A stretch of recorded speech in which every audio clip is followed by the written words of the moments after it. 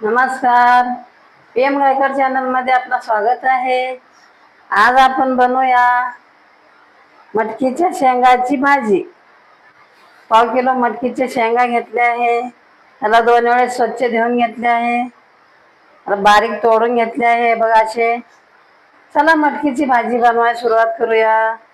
Gas पेटवूया, तवा ठेवूया, तवा गरम होऊ देऊया. आपला तवा गरम झाला आहे. अर्धी वाटी शेंगदाणे घेतले आहे, ते भाजून घेऊया. शेंगदाण्याला फिरवूया. शेंगदाण्याला चांगलं खमंग भाजून घेऊया. आपले शेंगदाणे कसे चुटचुट करत आहेत.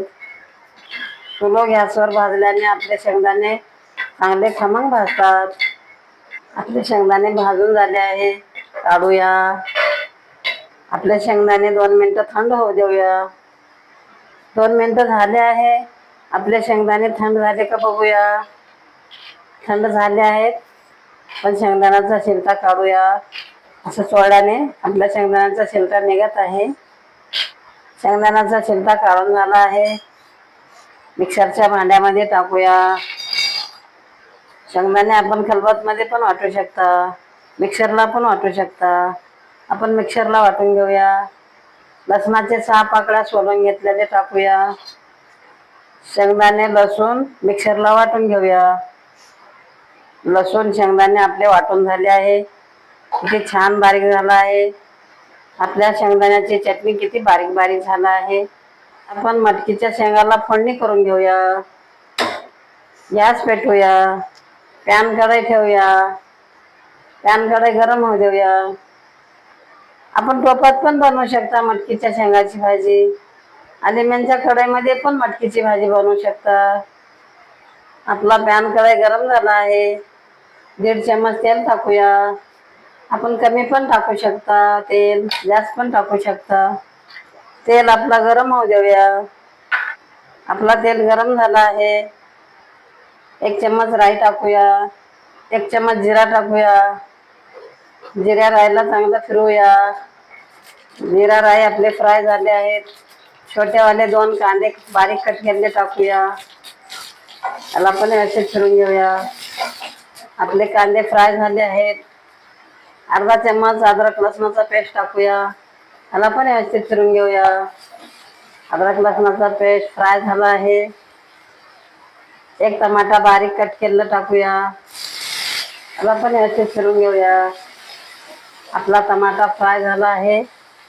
1 चम्मच हळद पावडर टाकूया. त्याला पण व्यवस्थित फिरून घेऊया. 4 चम्मचना 1.5 चम्मच मिरची पावडर घेतली आहे. आपण जास्ती पण घेऊ शकता, कमी पण घेऊ शकता. हिरव्या मिरच्या पण वाटून टाकू शकता. फोडणीमध्ये टाकूया. त्याला व्यवस्थित फिरून घेऊया. मटकीच्या शेंगा 1/4 किलो आपण तोडून घेतलेले बारीक टाकूया. त्याला व्यवस्थित फिरून घेऊया.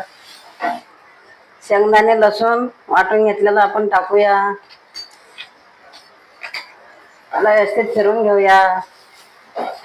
मटकीच्या शेंगाची भाजी आपल्याला जेवढी पातळ बनवायची आहे तेवढं आपण पाणी टाकूया. या गिलासनं 1 गिलास पाणी टाकले आहे मी. आपण कमी पण टाकू शकता, जास्ती पण टाकू शकता. याला व्यवस्थित फिरून घेऊया. मीठ अर्धा चम्मच टाकूया. त्याला व्यवस्थित फिरून घेऊया. झाकून ठेवूया.